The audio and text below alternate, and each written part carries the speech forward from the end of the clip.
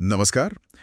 आज हमारे पास मानव परिसंचरण तंत्र पर कुछ नोट्स और दस्तावेज हैं। तो चलिए इस जटिल मगर दिलचस्प प्रणाली की गहराई में उतरते हैं। हाँ बिल्कुल। विलियम हार्वे को इसकी खोज का श्रेय दिया जाता है ना।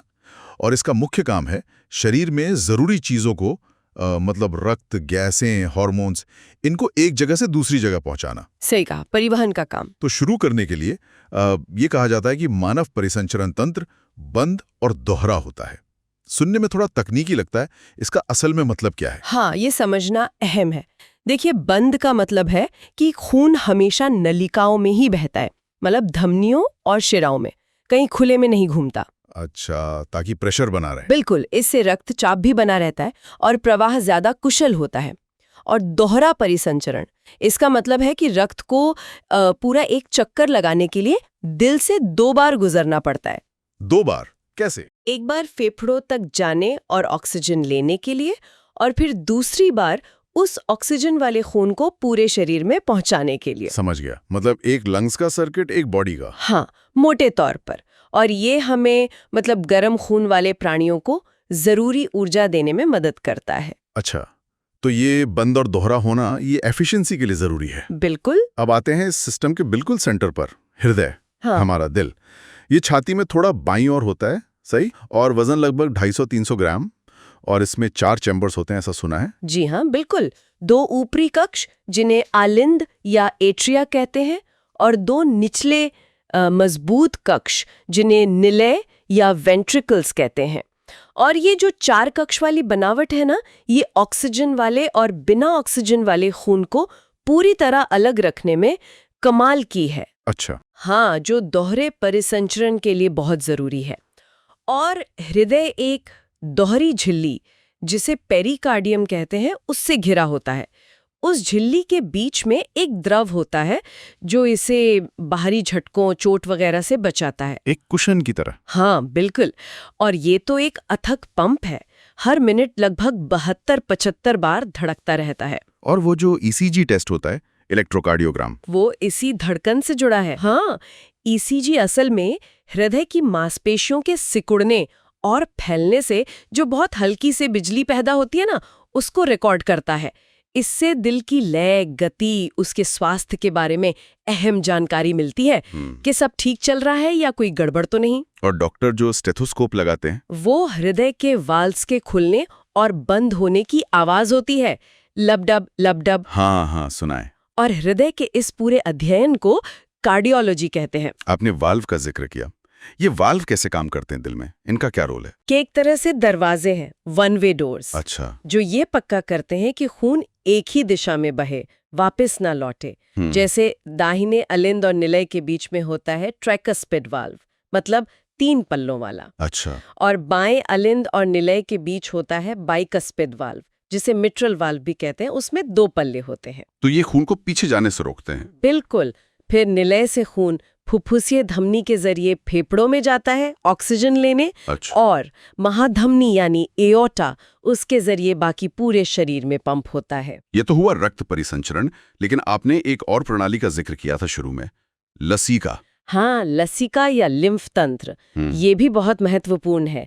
ये एक रंगहीन द्रव है जो ऊतकों के बीच से वापस हृदय की ओर बहता है, एक ही दिशा में। इसका क्या काम है? इसका एक बहुत बड़ा काम है हमारी इम्यूनिटी यानी प्रतिरक्षा प्रणाली को मजबूत करना। अच्छा। जगह जगह लसिका ग्रंथियां या लिम्फ नोड्स होती हैं जो फिल्टर की तरह काम करती हैं, रोगाणुओं को, धूल कणों को फंसा लेती हैं। अच्छा, ये सफाई का काम भी करती हैं? हाँ, और घाव भरने में भी मदद करती हैं। चलिए अब वापस रक्त पर आते हैं, और उसके एक और मुख्य काम पर, ऑक्सीजन का ट्रांसपोर्ट। इसमें तो हीमोग्लोबिन का रोल है ना? हाँ बिल्कुल। हीमोग्लोबिन वो लाल रक्त कोशिकाओं में पाया जाने वाला प्रोटीन है। एक स्वस्थ व्यक्ति में प्रति 100 मिलीलीटर खून में करीब 15 ग्राम हीमोग्लोबिन होता है। 15 ग्राम? हाँ, और सोचिए, सिर्फ 1 ग्राम हीमोग्लोबिन लगभग 1.34 मिलीलीटर ऑक्सीजन को पकड़ सकता है। वाह। लेकिन यहाँ एक चौंकाने वाली बात भी है। कार्बन मोनोऑक्साइड गैस जो प्रदूषण वगैरह से आती है, हाँ, उसका हीमोग्लोबिन के प्रति आकर्षण ऑक्सीजन से 250 गुना ज्यादा होता है। क्या कह रही हैं? 250 गुना? जी हाँ, इसीलिए ये गैस इतनी खतरनाक है। ये ऑक्सीजन को हीमोग्लोबिन से जुड़ने ही नहीं देती, खुद चिपक जाती है। ये तो बहुत ज्यादा है। और अगर शरीर में वैसे ही ऑक्सीजन कम हो जाए, जैसे लोग पहाड़ों पर जाते हैं। हाँ, उसे हाइपोक्सिया कहते हैं। तब शरीर कमी पूरी करने के लिए क्या करता है? वो सांस की गति तेज कर देता है, जल्दी जल्दी सांस लेना, ताकि ज्यादा ऑक्सीजन अंदर जा सके। बिल्कुल। ऑक्सीजन का ये पूरा परिवहन कितना नाजुक संतुलन पर टिका है, और ये तब और साफ हो जाता है जब इस प्रणाली में कोई गड़बड़ी आ जाती है। हृदय से जुड़ी कुछ आम बीमारियां कौन सी है जिनके बारे में हमें पता होना चाहिए? हाँ, कई हैं। एक बहुत आम समस्या है कोरोनरी आर्टरी डिजीज, यानी CAD।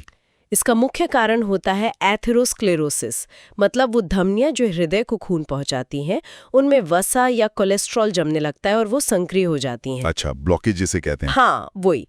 इससे फिर एंजाइना हो सकता है, सीने में दर्द, क्योंकि हृदय की मांसपेशियों को पूरी ऑक्सीजन नहीं मिल पाती। और फिर है टैकीकार्डिया, जिसमें दिल की धड़कन बहुत तेज हो जाती है, नॉर्मल से ज्यादा। और इसका उल्टा है ब्रैडीकार्डिया, जिसमें धड़कन बहुत धीमी हो जाती है। तेज और धीमी दोनों ही दिक्कतें। जी। और एक गंभीर स्थिति है हार्ट फेलियर। इसका मतलब ये नहीं कि दिल ने काम करना बंद कर दिया है, बल्कि वो शरीर की जरूरत के हिसाब से पर्याप्त खून पंप नहीं कर पा रहा है। अच्छा, मतलब पंप कमजोर हो गया है, हाँ, कह सकते हैं। तो इन सब जानकारियों का निचोड़ क्या निकलता है?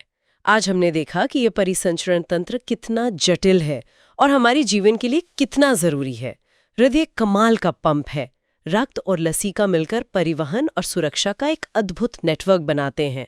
और हीमोग्लोबिन ऑक्सीजन पहुंचाने का कितना अहम काम करता है। साथ ही हमने ये भी समझा कि इस प्रणाली में गड़बड़ी आने पर क्या-क्या हो सकता है। बिल्कुल। और यहाँ रुककर सोचने वाली बात यह है, जो शायद हम सब पर लागू होती है, कि हमारी रोजमर्रा की आदतें, हमारा खानपान कैसा है, हम कितनी फिजिकल एक्टिविटी करते हैं, तनाव का स्तर क्या है, ये सब इस पूरी व्यवस्था को, खासकर एथेरोस्क्लेरोसिस जैसी स्थितियों को कैसे प्रभावित करती हैं। हमारी अपनी जीवन शैली इन नाजुक धमनियों के स्वास्थ्य के लिए कितनी मायने रखती है, ये वाकई एक विचार करने योग्य बात है।